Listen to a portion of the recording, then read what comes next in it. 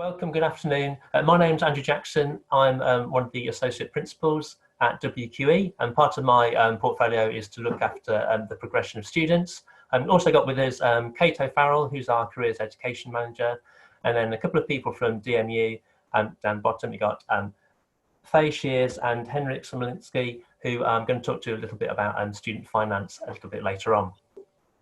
So in terms of the format, what we're going to do is 15 to 20 minutes of presentation, and then sort of 10 minutes for questions, and then another 15 to 20 minutes of presentation, and then another sort of 10 minutes for questions.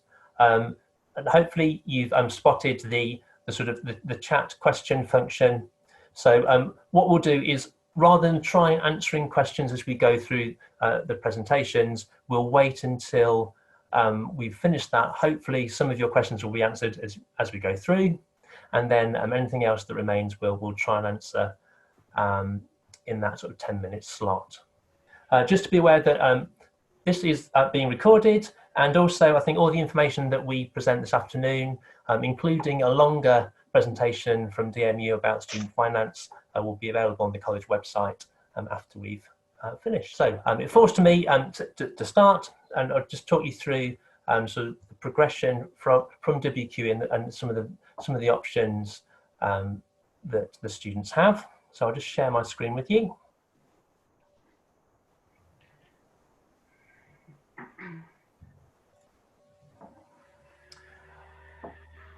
Okay, so to just talk you through progression of students, I'm going to major on the UCAS process, then Kate's going to give a little bit of input on alternatives to higher education.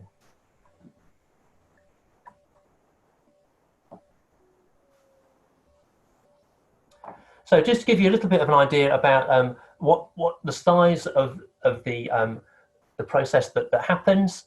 So for last year, around about 65% of the students from WQE applied for higher education or further education, with including a number going on to Art Foundations. A number of students took a gap year. An increasing number start apprenticeships each year. And to give you a little bit of an idea of the scale that we're dealing with, we processed over 1,500 applications for higher education last year. So obviously this year has been somewhat unusual. We've had the lockdown process, so our sort of direct contact with students has been limited. Right through that time, if the students who I teach or anything to go by, they're always telling me that Kate's been emailing them something else. So there have been regular careers updates each week. In place of our FutureWISE event, which usually runs over a day, and we invite lots of people from different higher education providers and careers and professions into college, we ran a virtual FutureWISE event. So through the week of the 22nd of June, there was access by students to a whole range of online activities, and a large number of those are still available via WQE Online. So if students have missed that and they want to go back, that's there for them. A number of really helpful sessions there about the UCAS process, about writing personal statements and the like. So from the UCAS point of view, their Apply 2021 is open for business. A good number of the students have already registered and started filling in their personal details. And our personal progress mentors have been giving students support with that over the last few weeks. And in addition to that, our career service has been available through the summer term, and will be once the new academic year starts, to give one-to-one advice and guidance if students need it. So I guess the main thing that students have to decide is what they want to do and where they want to do it. So some information and things that help with that. Really helpful is the Unistats website. That's where current students at various higher education institutions have filled in surveys to give sort of feedback on various aspects of life at that university and on the particular courses that they're studying. And that gives a really helpful insight into what life is like as a student at various places on various courses. The UCAS website is really helpful. Loads and loads of places have been running virtual open days, and so in some senses there's a downside to that in that you don't in quite the same way visit somewhere and get a feel for the place, but the upside is that it's actually easier to actually interact with a whole range of places and get a much broader feel for where you might go, rather than having to commit to travelling up and down the country. And as an idea, in terms of our students, the top choices in terms of universities, quite a lot of our students choose to stay local. So you've got a whole list of reasonably local universities. De Montfort University, Leicester, Aston, going sort of through the East Midlands and then down the train line into Birmingham to Birmingham City University. And then in terms of degree courses, down the bottom, those were the top choices in terms of numbers of students applying for last year.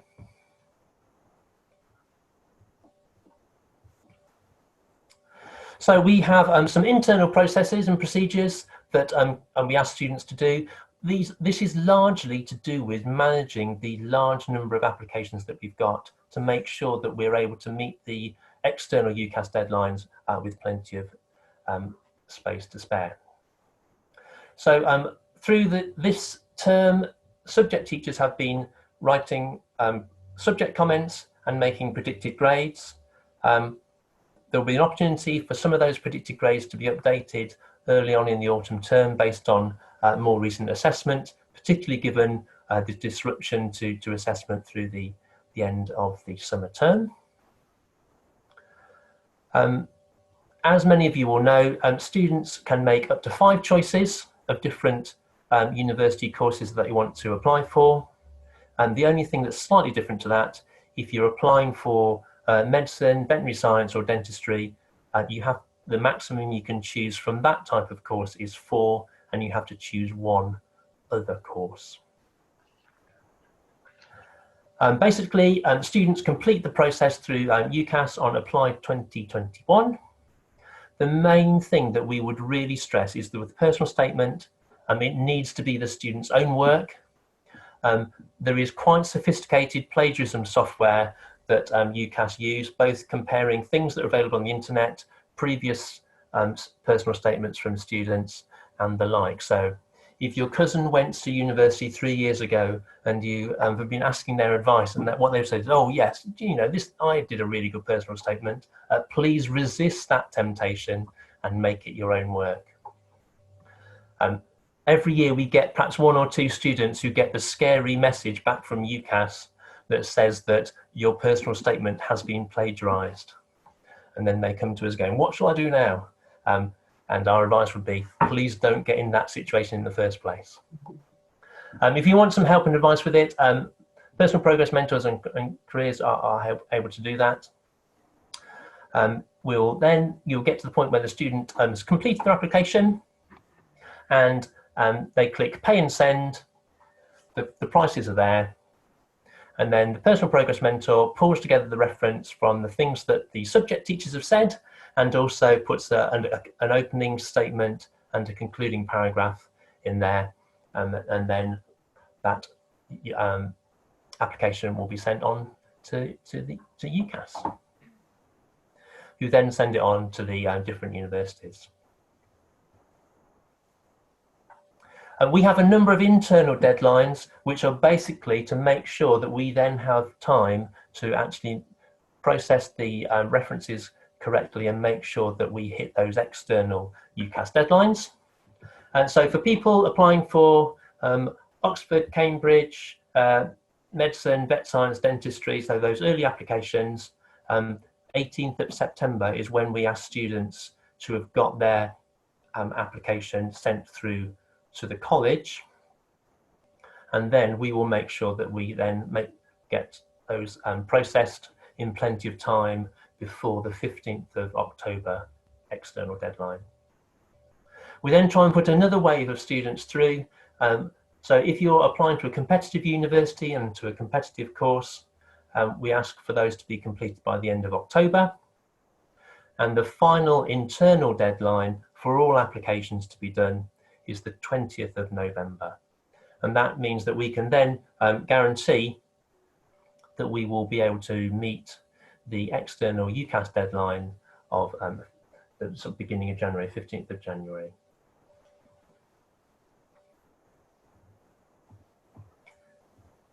So then what happens after that? The students' information gets sent off to the different universities. Some universities will just send back an offer. Most likely that will be conditional on the students getting in the different grades. A couple of years ago, there were quite a few unconditional offers floating about. A number of universities have got out of that now, and so there are a few of those.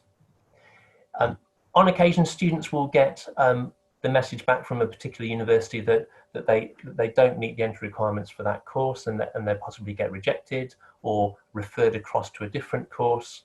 And if that happens, there's plenty of people at college, both personal progress mentors and the careers service, who can help give advice and support under those circumstances. We wait to see what will happen with students being invited to various universities for interviews, and whether or not that will move online. We'll have to wait and see how the situation with COVID-19 develops through the autumn. For students applying for medicine or for Oxbridge courses, the college can provide mock interview support so that students are well prepared for that. And then the system continues, and the students usually have to accept offers sort of April, May time.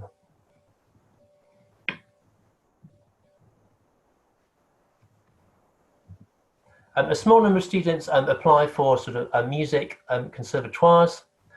They have slightly different rules. On the whole, the students who are doing that get great advice from their subject teachers. They know what they're doing, and we're happy to answer those questions. I'm not going to go through that in great detail because it usually is quite a small number of students, but the basics of what happens are on the screen there. And the thing to be aware is for a lot of music courses, the deadline's quite early on. And so if you know that you're going to be applying to one of those places, then you need to get your application in sort of by mid-September to us.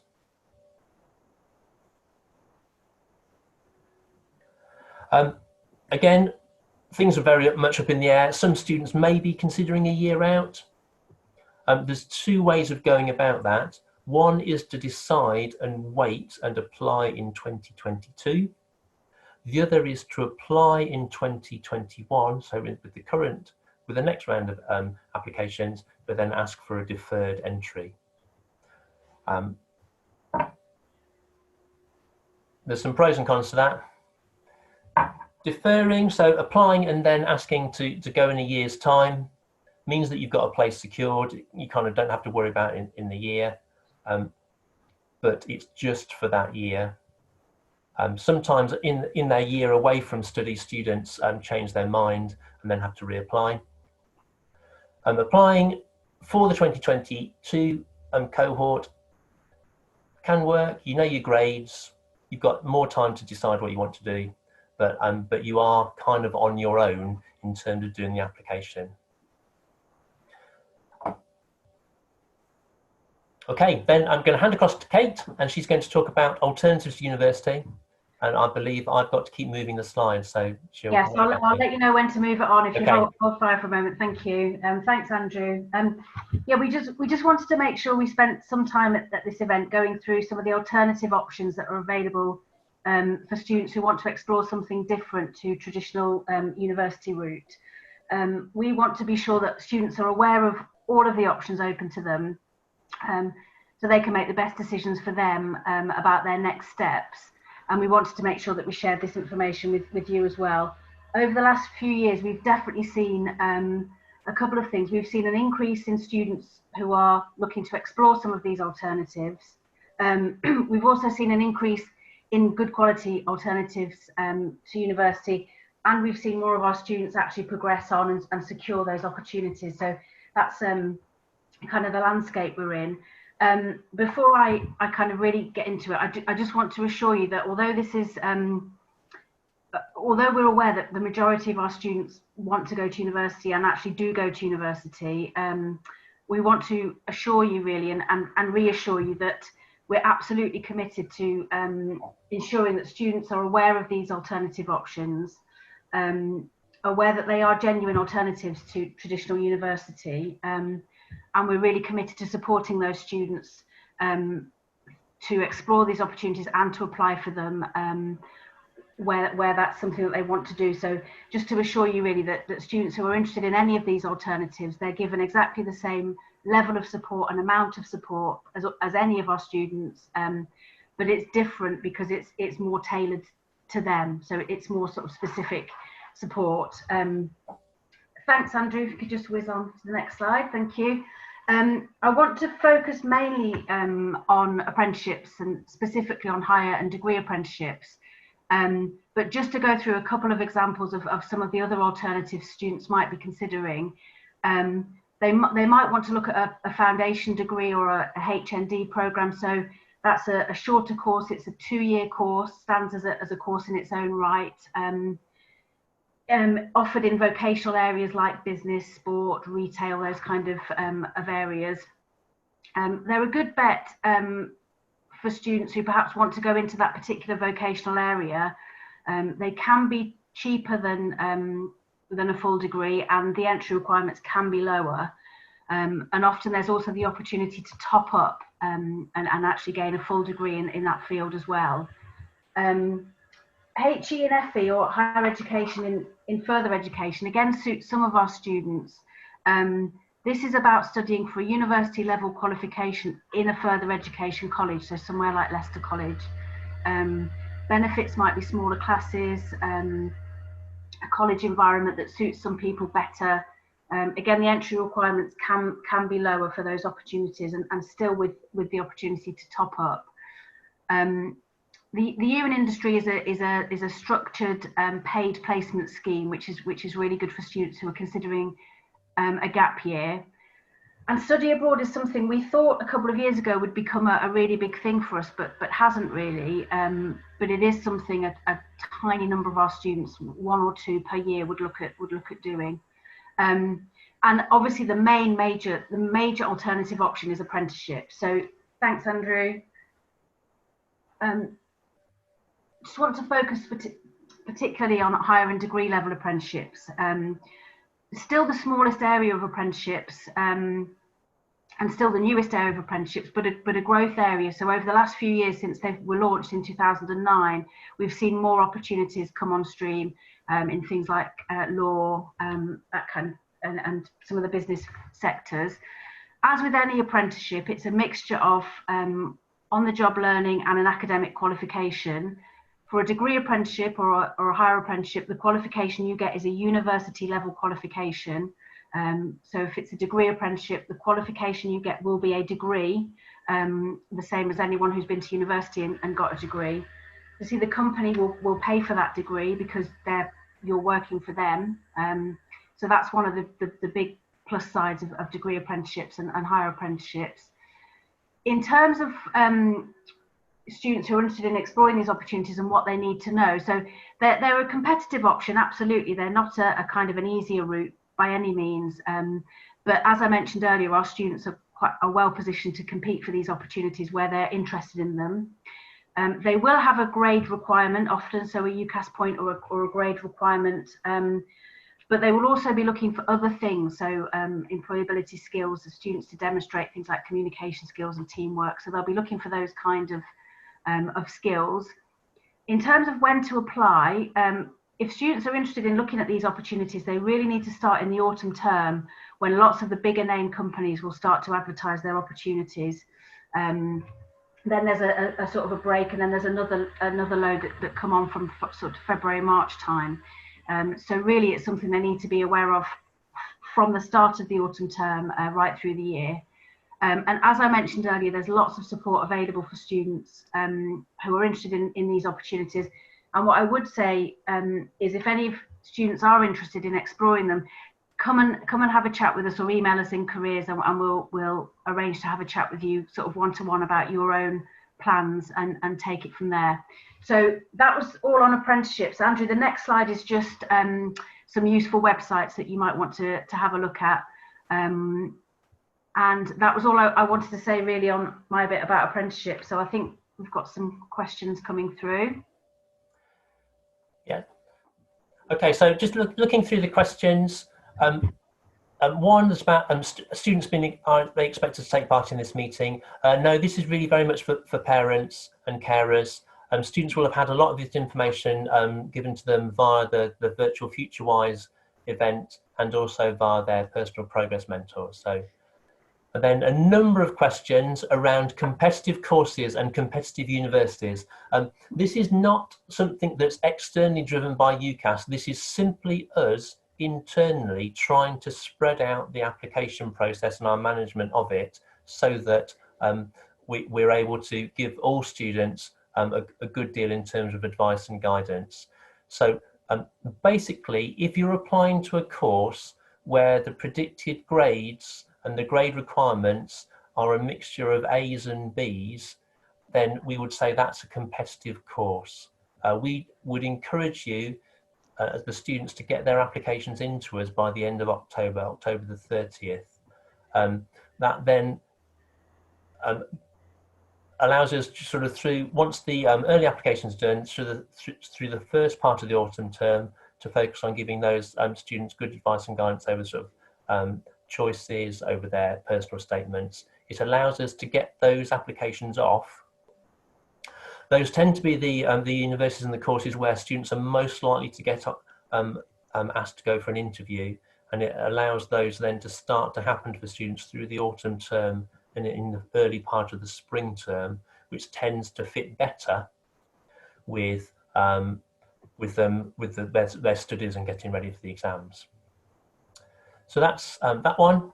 There's one question about, quite a particular one about somebody's daughter and predicted grades. It's probably best for me not to answer that one sort of as a general thing to everybody. But my contact details are up on the screen at the moment. So andrew.jackson@wqe. So if you .ac.uk. So if you probably the best thing to do would be to email me directly on that one, and I can look into that one for you.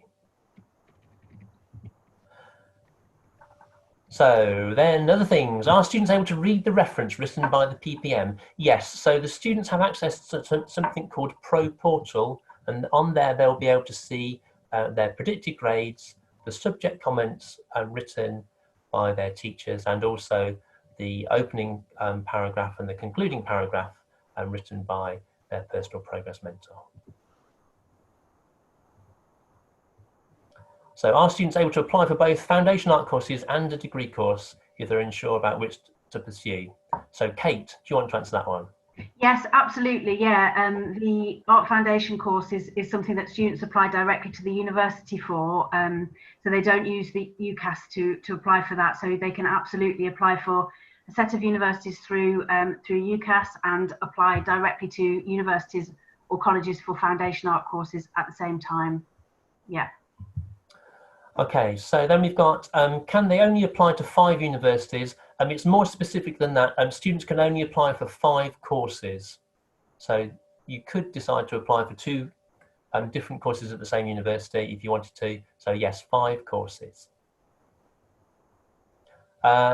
Specific support for students who want to apply for degrees abroad. We only have a small number of students doing that. But Kate, do you want to talk about that a little bit? Yes, for students studying abroad. Yeah. Yeah. Yes, we would do that one-to-one really with the students. So it's something. Yeah, every year, as I mentioned before, we have 1 or 2 students that are looking at studying abroad, and that is fairly often is the US. So we would work with that student on a one-to-one basis to support them through the application and answer any questions they've got. We've had a couple of students applying to the Netherlands as well this year, so we just take it on a case-by-case basis, and we would support that student individually, one-to-one through that process. And then what's the word count for a personal statement? It's a character count of, I believe, 4,000 characters. Yeah, 4,000 characters including spaces, or 47 lines, whichever comes first. And when will students get their predicted grades? So subject teachers have been doing predicted grades through the last part of the summer term, so those are available and up on Pro Portal that students can access. I've got a question around degree apprenticeships with the NHS. Kate, do you want to take that one? Can you see that one? Yeah, I think the thing to do with that is if that's something you're interested in exploring, is to keep an eye on the NHS careers website and also the apprenticeship website, which is where all of the apprenticeships are advertised. So the NHS ones in the past have tended to come out a bit later on in the year, but it's worth definitely keeping an eye on those two websites. So the NHS careers and the government website, the apprenticeships site. So yeah, which will come up if you type find an apprenticeship into Google. That apprenticeship site will come up, but it's also on the slide as well. Then current predicted grades question given to year one students. Can students have a discussion with their teachers in case of dissatisfaction?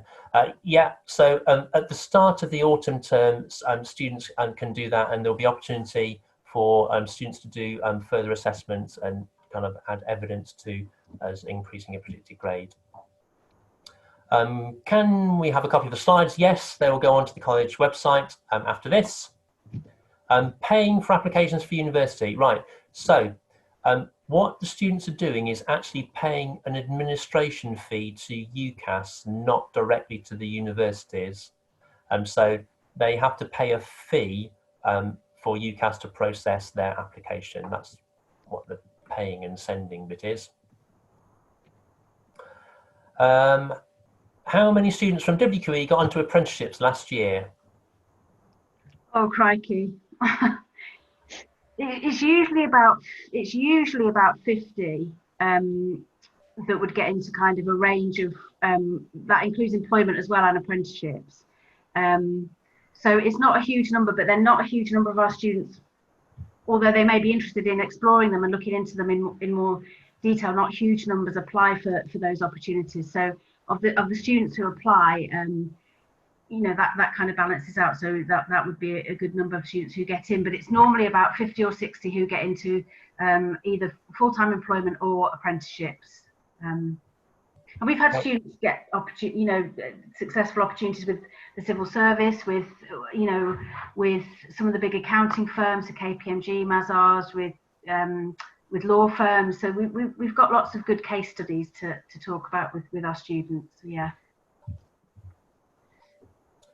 Okay, guidance for overseas learning given COVID. I think because we have so few students doing that, it's probably going to again be on a case-by-case basis, and it'll be about a question of the student actually contacting the university and seeing what they think the situation is likely to be. I mean, I think it's really difficult for the college to give any specific and guaranteed guidance over that, because obviously the situation is so uncertain. Oxbridge applications, any differences in procedures to other universities? Kate, do you want to talk about that one? Sorry, what was that, Andrew? I'm just trying to answer a few of these questions, typing them as well. Oh, right, okay. So if we try and answer this Oxbridge one, and then we'll stop at that point and go on to the DMU finance one. So Oxbridge applications, any differences in the procedures to other universities? So the main difference is the earlier deadline, so the internal deadline of the 18th of September. Other two main differences, I think, would be one is that there may be an admissions test. So depending on the course that your son or daughter wants to do, they may be required to take an admissions test either before or at the same time, or before their application, or at the interview.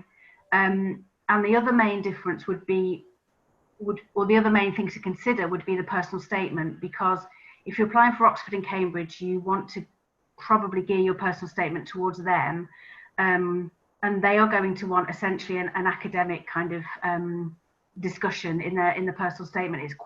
The personal statement for Oxbridge is quite different to what other unis might want. An example of that would be they're not too bothered, for example, about things like hobbies and part-time jobs. They're more interested in a discussion about the subject and why the student wants to study that particular subject. But we offer a lot of specific support for our Oxbridge students in terms of what to put in that personal statement, how to structure it. But I would say they're the main differences: the early deadline, the admissions test, and the personal statement. Yeah, and so I think for Cambridge, certainly for some of the colleges, students have to fill in an additional application form as well with some more details, but that tends to come through from the individual Cambridge, college yeah, that's right. have applied.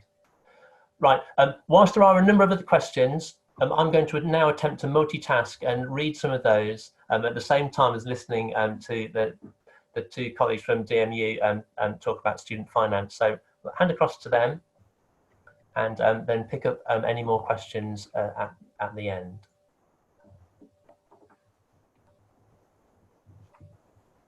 Can you make a start? Yes, yeah. Go for it.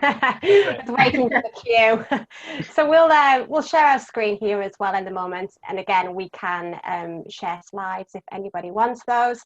My name is Faye. I work at De Montfort University, and I've been in the team for about 5 years now, advising students at WQE as well. I've been there a few times about university, and I think quite importantly, student finance, because I think that's something that can be a deciding factor sometimes when it comes to studying at university.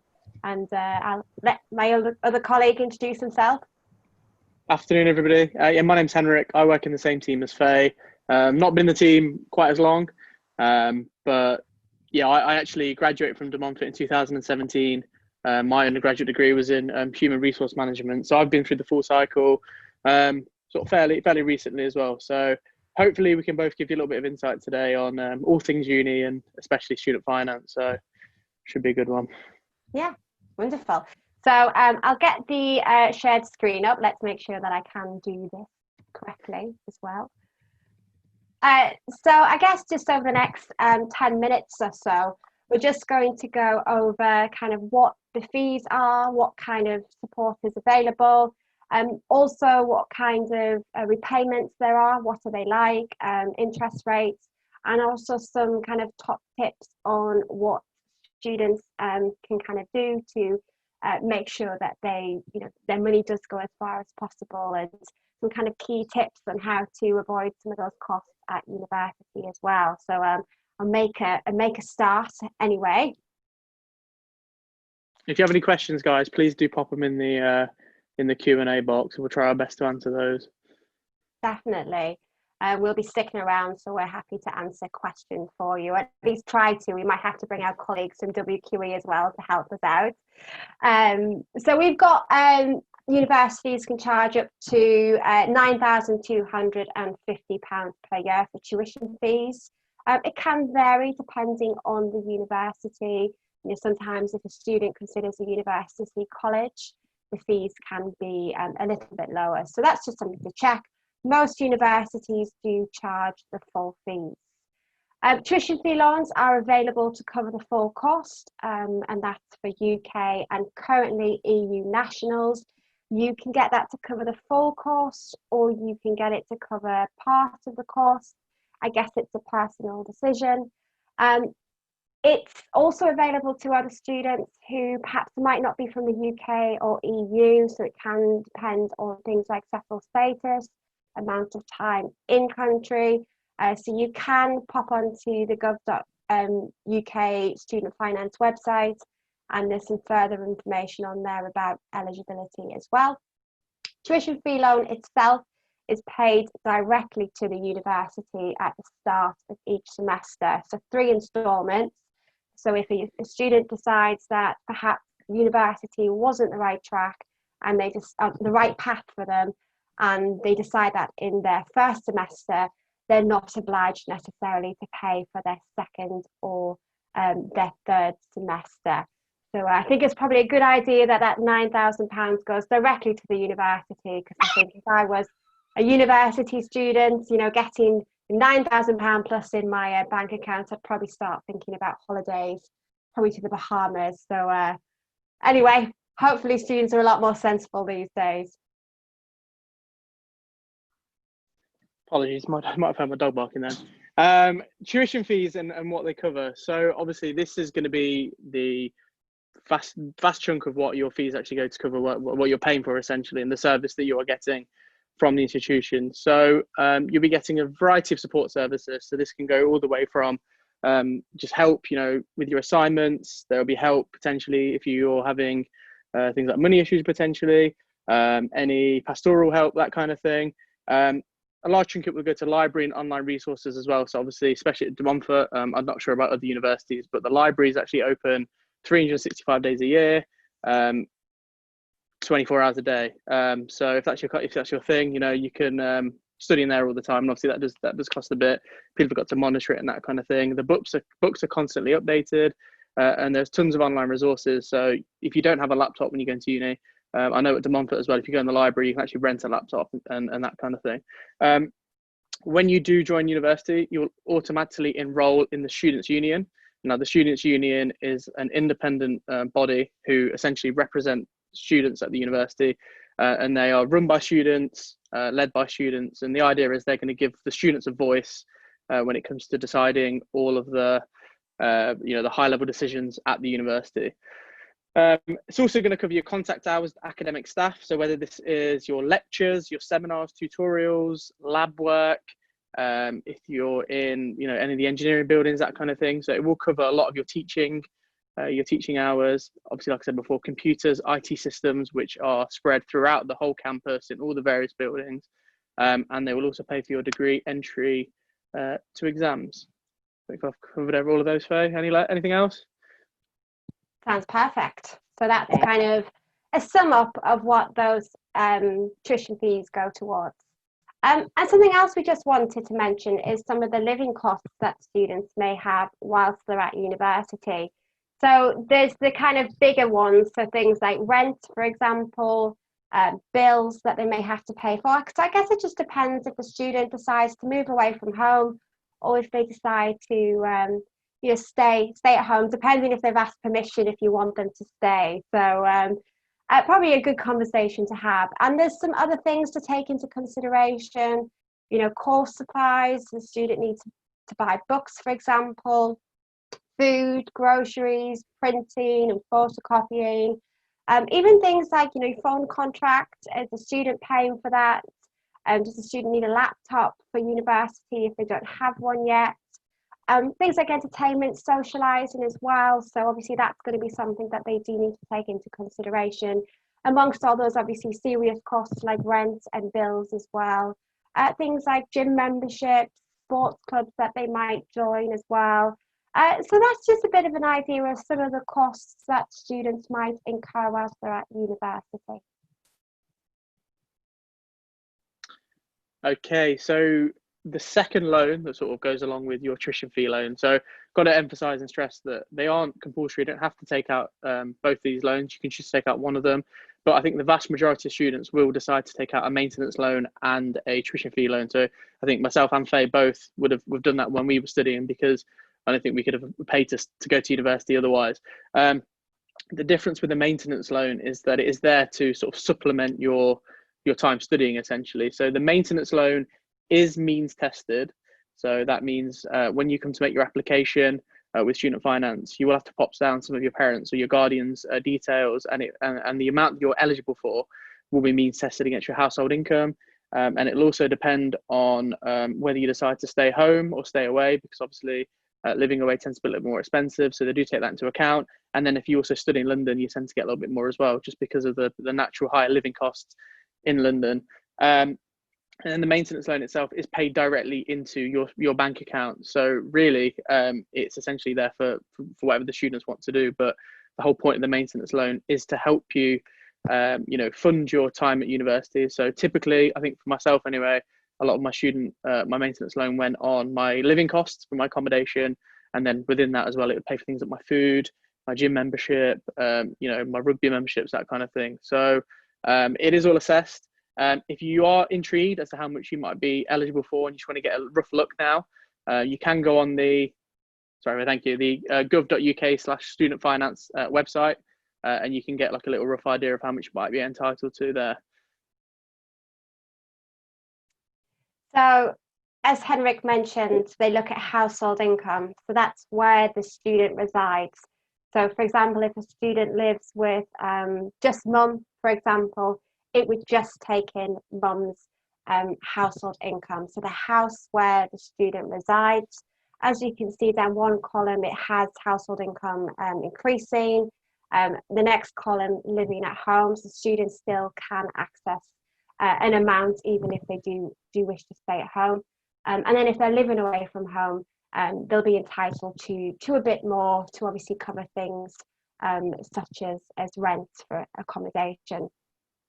I think it's a good idea, as Henrik mentioned, to pop onto the student finance calculator, and I think as early as possible start looking at what students are eligible for. And I think it's probably very important for parents and carers to help them with that. I know when I started looking for university, I wasn't sure about how much income was brought into the property. So it's a good way to start looking and finding out, does this cover accommodation? As Henrik mentioned, probably accommodation is probably the biggest cost during the year. So you can start looking at what the student has left and then start making those decisions as to, okay, is it going to be enough? Does the student need to get a part-time job or work over the summer holidays, for example? So I think it's good to make a start with a student finance calculator.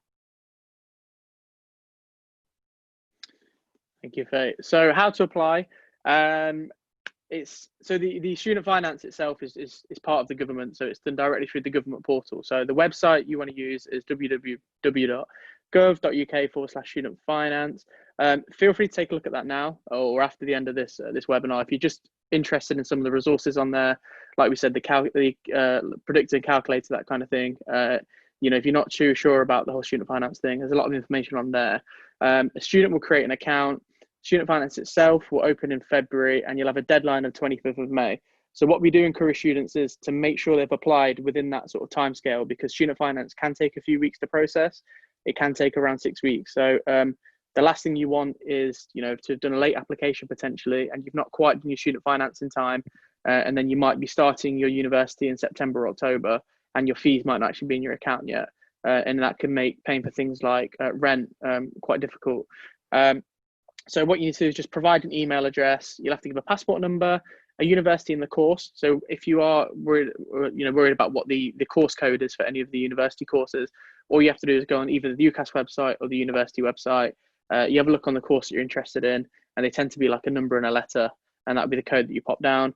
You'll also have to give your national insurance number and your sponsor contact details, whether this is your parents, your guardian. And you'll also have to give your bank account number. So just slight side topic to that, we do encourage most students to go and get a student bank account before going to university. They do have a few perks and that kind of thing, things like free rail cards, and you might have a interest-free overdraft as well. So if a student doesn't have a passport, there is an alternative. So students can also provide Student Finance England. So they're the people who provide the funding, the tuition fees, and they will need to send the original copy of their birth certificate to them, which they will then return. So a passport number, I think, is probably the better, perhaps safer route to go down personally. Sponsor contact details, what they'll want from you as a sponsor is information, you know, your end of year tax report, for example. They'll want to find out a lot of very, very nosy financial information from yourselves. So you might want to wait until the end of your tax year. Depends how much perhaps your income has changed over the year. So just something to bear in mind as well. So go for it, Henrik. Oh, okay, no, it's fine. So this is the repayment part of obviously your student finance application. So probably the most daunting part, we'd say, maybe what students are the most concerned about when taking out things like student loans. But it really isn't too bad at all. And I think a lot, myself and Faye, we like to tell you to sort of look at it as more of an investment in your future rather than a loan itself. So just to give you a little bit of context, the salary box on the left is what you'd need to essentially be earning to actually make any repayments. So if you are earning, so you finish university and you get your first graduate job, if you are in a salary that's less than £26,575 a year, you don't start paying back your student loan at all. And then once you say, you've done really well, you earn £27,575, your monthly repayment is £7.50. So, if that's the price of, a couple coffees and, it's a little bit more than your Netflix subscription. So, when you start to put it into context like that, you can sort of see that, the repayments really aren't too bad. Obviously, as your salary increases, your repayments do increase over time as well.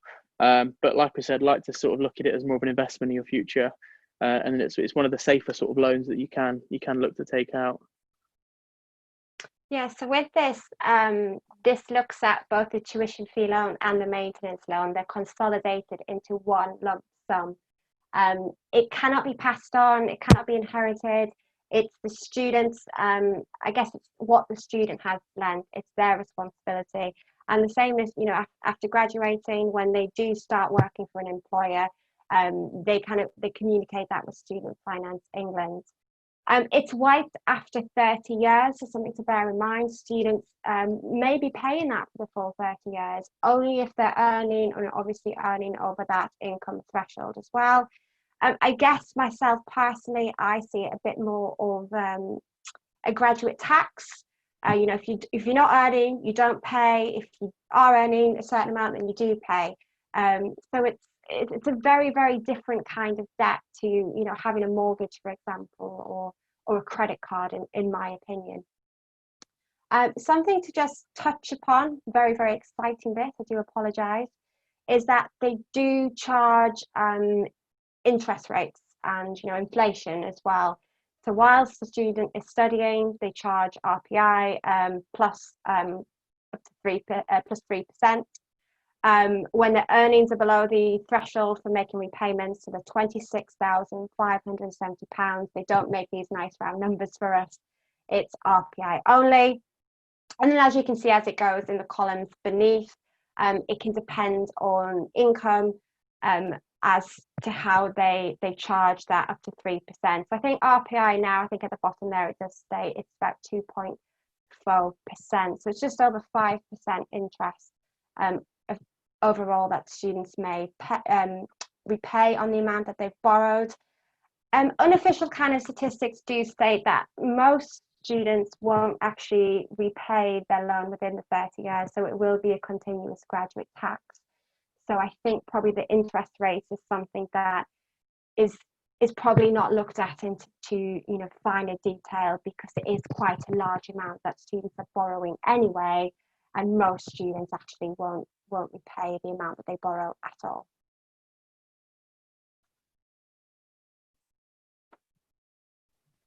Okay, so further financial support. So, I mean, if you are a little bit, concerned about, your maintenance loan or your tuition fee loan not quite covering the costs, I mean, the tuition fee loan is set for all the universities, and all students are eligible for one of those. So you don't have to worry about actually paying for your tuition fees.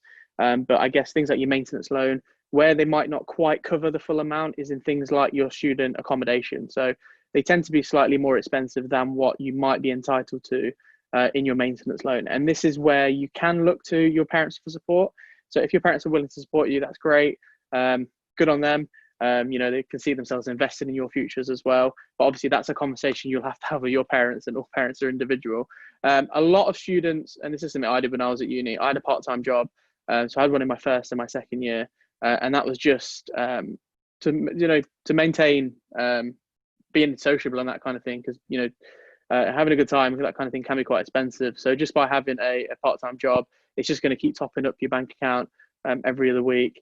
As I touched on before, a lot of student bank accounts will come with a small interest fee overdraft. Now, obviously, I don't want to tell you to go out and get one of these, because it can be a bit of a tough hole to get out of if you do go too far into it. But a lot of these student accounts will have an interest fee overdraft, and they tend to be, they tend to start at around £500, and they can go all the way up to around 2,000. So essentially, that just means that if you do dip into that overdraft, you won't be paying any fees on that. And then normally when you graduate, your account actually turns into a graduate student account, and then they give you normally a year or 2 years to actually pay off any of that overdraft at still interest free, which is quite handy if you need to use that.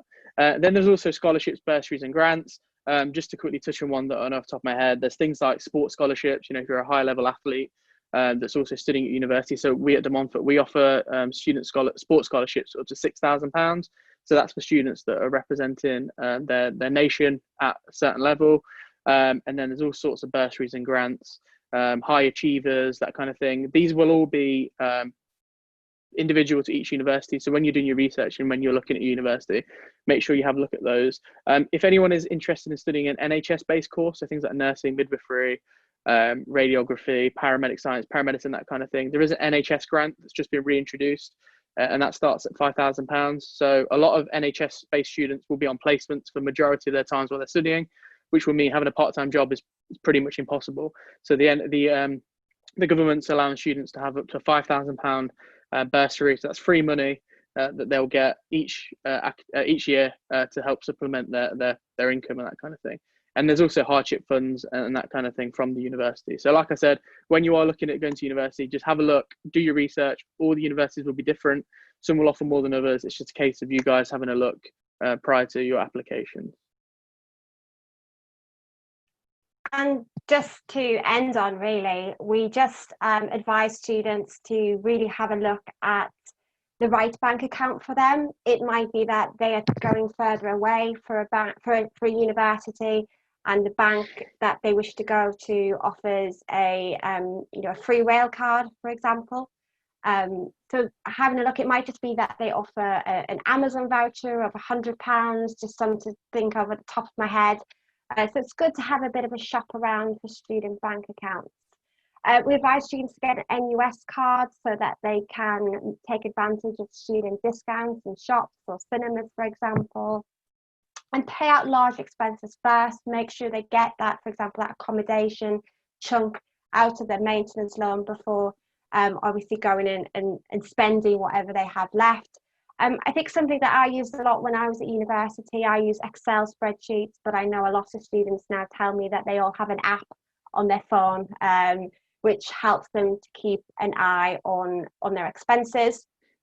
Advise students to check the reading list. Do they need to buy all the books? They can pop to the library, perhaps they can buy them secondhand, perhaps they don't need to get every single book on the list that they're provided. And again, socialising during the week as well. So usually it's cheaper, they can get out their NUS card as well. There's lots of ways in which students can try and save money whilst they're at university. And again, we can leave this presentation as well. We can get that saved and sent over. But there's lots of different ways in which you can contact us. Either on emails or calling us up, and the information there is for Student Finance England as well. So they've got a contact number which you can ask them any questions about your child's application. Okay, thank you.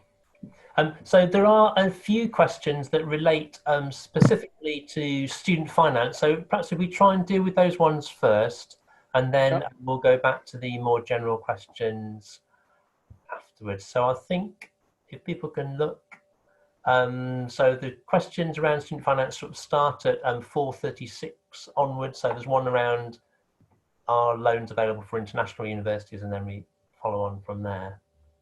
Yeah. So we've got our tuition fee loans available for international universities, and in fact that's not the case. Student Finance England only provides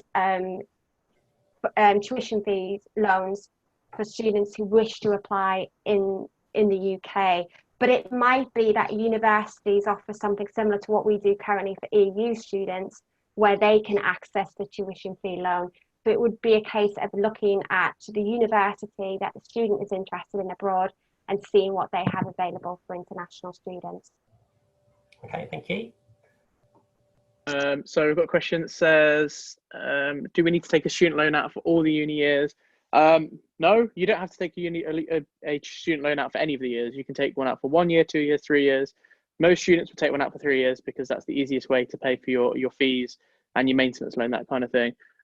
What some students do is, if they're local, maybe they'll live out in their first year. So they have a maintenance loan that will help pay for their accommodation. And then for their second and third year, they actually move back home. And that means obviously naturally your costs are going to be a little bit less. And then maybe they don't feel the need to take out that maintenance loan anymore. But it's totally up to the student with that one, really. Okay, thank you. We've got, can you pay back the student loan all at once? Yes, you can if you want to. If you finish university and you find yourself in a great situation where you do have the money available, then yes, you can pay it back all at once if you want to. There's no penalties for doing so. Okay, and then sorry. one sort of 444, will students know if they've been accepted by May the 25th? When will the grades be out? So, Okay. do you want to answer that one, Henry? Yeah, because I think they mean about student finance. So you can actually apply for student finance without having your grades, without having an offer back from your institution. So you can apply even if you've not heard back. You can apply for student finance even if you're going through clearing, for instance, or if you're not holding any offers. All you need to do is when you get an offer back or you accept your firm or your insurance choice, just let student finance know, and they'll just update the system. So it's not a case of reapplying or anything like that. It's pretty straightforward. Yeah. It's essentially just so they know who to pay, which university to send the money to. So you can change that at any time. Yeah. And I think that applies to the next question down, doesn't it? Where someone's asking about providing the chosen university, but it's the same answer, isn't it? They can change that. Yeah. Just make sure you let them know, basically, and then that's all the main thing do. we'd say is get into the system, get the application in there, and then if the details of the course or the university change, the student can go back in and just update those. So yeah. Right. We've got a question about what's typical living costs for outside of London. If you're looking at, probably Leicester is what I can speak about. If you're looking at accommodation, I think accommodation starts at around about £100 per week. Is that right, Henrik? And then it depends on, obviously, that's the cheapest one. And then it depends on what course you're doing as to how many weeks you need to pay for. So some of the NHS courses are a bit longer, and then the kind of other courses are shorter than those ones. So you can actually have a look online already. Even if you pop onto our website, you can have a look to see how much a student would pay for accommodation per year.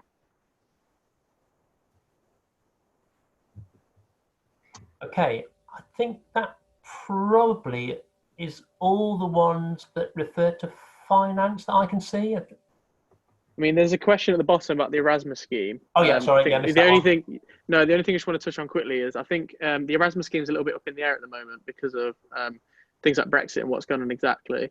I think what's been said is it will probably still go ahead, but it will go under a different name.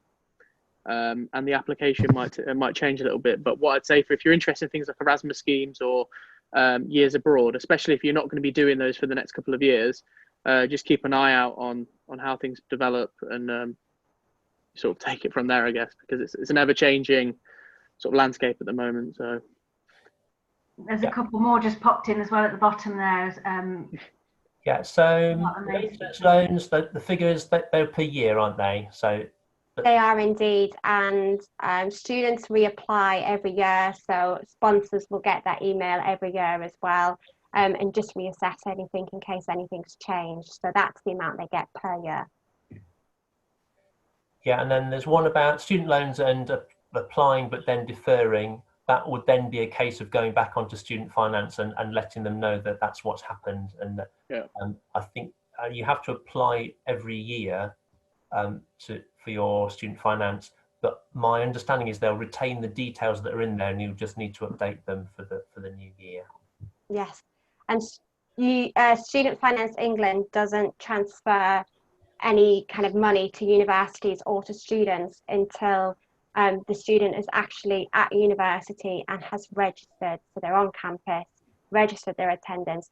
Then they get the student finance, the maintenance loan release, and the tuition fee loans release. So it might be that students are at university for a few days before they receive their maintenance loans. Just something to bear in mind. Students need to squirrel a little bit of money aside prior to starting university. Okay.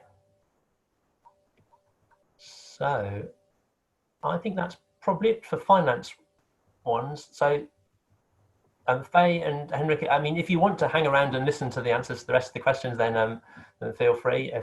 If you want to go and feed your dog, then that's He's sleeping now.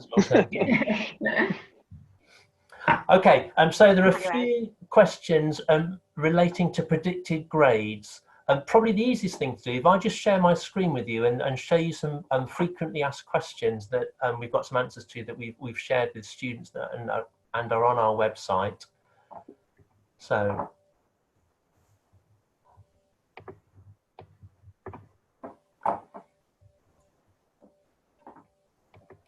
the college website, www.wqe.ac.uk. On the menu, there's a frequently asked questions section, and there are a number of questions that our personal progress mentors were getting from first year students. So there's a number around these about predicted grades. So teachers will have made their predicted grades. They'll have gone onto ProPortal by the 19th of June. Any increase to those will be based on assessments taken in the early part of the autumn term. So applying early, not happy with end of year predicted grade, again, early in the autumn term, there'll be an opportunity for those to be done again. And then will there be a general opportunity to take an assessment if you're not happy, if the student's not happy with the predicted grade? And again, yes, we will do assessments. Any change to predicted grades can be made up until Friday the 30th of November. So hopefully that helps.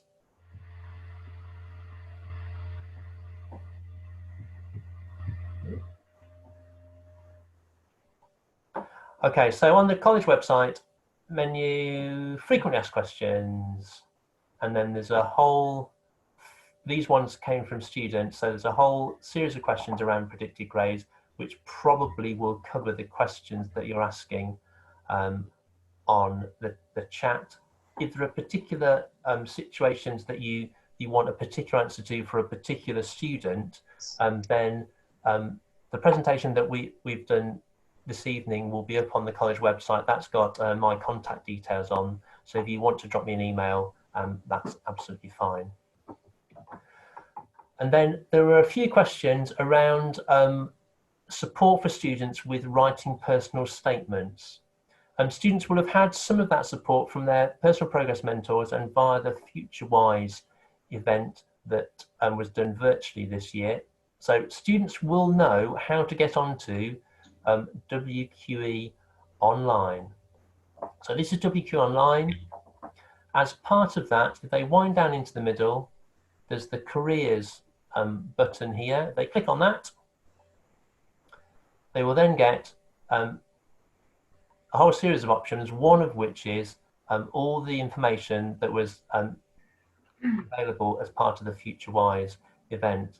And as part of that, there are a whole series of things from different universities about how to apply for university, support around writing personal statements and the like. So if they haven't looked through that, it will be really sensible. So there's a sort of section here on writing personal statement, something from UCAS, and then a series of inputs from different universities. So that will be a good place for students to go if they need some help and support with personal statements over the summer break. In terms of support from the college, so the college has given support to students through the summer term, then we are back at work from the 17th of August. So even for students who are making an early application and have got the sort of deadline of mid-September from the college, that gives a month where personal progress mentors are back at work. Kate and her careers team are back in at work, so students can, if they've written a good first draft over the summer, can then get help with fine-tuning and making that as strong as possible in the early part of the new term from August the 17th onwards. Anybody want to pick up any other questions that? Could I actually, there's just a couple there. There's one which is about what would you recommend to help students who are too shy to ask for support, and if they're up in the air about attending university and not too sure on a course. I would say for the second part of that question, just set up your UCAS account, because you've got nothing to lose by doing that. So set up the account, get registered. get ready to go if you do decide to apply, and the rest of it we can deal with as the weeks go on. If your son or daughter isn't too sure about coming and approaching us in careers, and we work really hard to be really friendly and approachable and open to all students, so I would really recommend that they do get in contact with us. If they don't want to do that for whatever reason, they can always contact us through their PPM or through a teacher. So if there's someone at college that they do talk to, they could ask them to get in touch with us, and we will then arrange to speak to them. So either come and have a chat with us, because we're very open to, we love talking to students, or do it through a member of staff that you trust, and ask them to refer you to come and have a chat with us. That would probably be the best way, and then we can start looking into things like what courses that the student might want to do. And I think also in quite often students who don't necessarily want to stick their head around the door and do something face to face, email is always a good first contact. Yeah. And then chat over email, yeah, absolutely. And there was just one about the EPQ as well, Andrew. That it's just so students are will be given a predicted grade for the EPQ, and it depends on the university how that's seen really, or viewed. So all universities, I think across the board, would welcome an EPQ, and as the student showing evidence that they've been able to work really at a university level. Some universities will actually offer reduced offers to students if they're doing an EPQ. So they might say, normally we want AAB, but if you get an A in your EPQ, we'll drop that to ABB. So some universities will actually offer reduced offers based on a student having the EPQ, but all of them will appreciate it as a really good thing for students to do. And if you want to know more about that, just please email me, and we can talk about which universities that might be. Okay, then deadline for change to predicted grades is the 30th of October, but needs to do an early application. Yes, so there will be some assessments done early on in the autumn term, so that can be taken into consideration for students doing early applications. When are students due back for the autumn term? Right, so as teaching staff and as support staff, we're back in college from the 17th of August. One of our main jobs then is to do enrolling of new students, and so teaching starts at the in the second week in September, around about September the 7th. But that doesn't mean that students can't get in touch with staff before then. So staff are available. Students can email their personal progress mentor, probably the best person to email to start with if they need help and support with personal statements between the 17th of August and when they're back in and around college. I guess particularly again, given the COVID-19 situation, emailing student PPMs are likely to be able to arrange a Teams conversation with them to give some help. So I think just remains for me to say thank you very much for taking part and being the silent people in the background, and thanks very much for the questions that you've been sending through. Hopefully we've been able to answer them. Thanks very much to Faye and to Henrik for joining us from DMU. Welcome. Thank Appreciated. you. And as always, thanks for Kate for setting things up, keeping me in order, and making sure I was in the right place at the right time. Do keep in contact with us. Encourage students to contact the college and PPMs from 17th of August onwards, and we will keep working with you to support students in applying to whatever they want to do next. Okay, thank you very much. Thanks, guys. Have a good evening. Thanks. Bye. Bye-bye.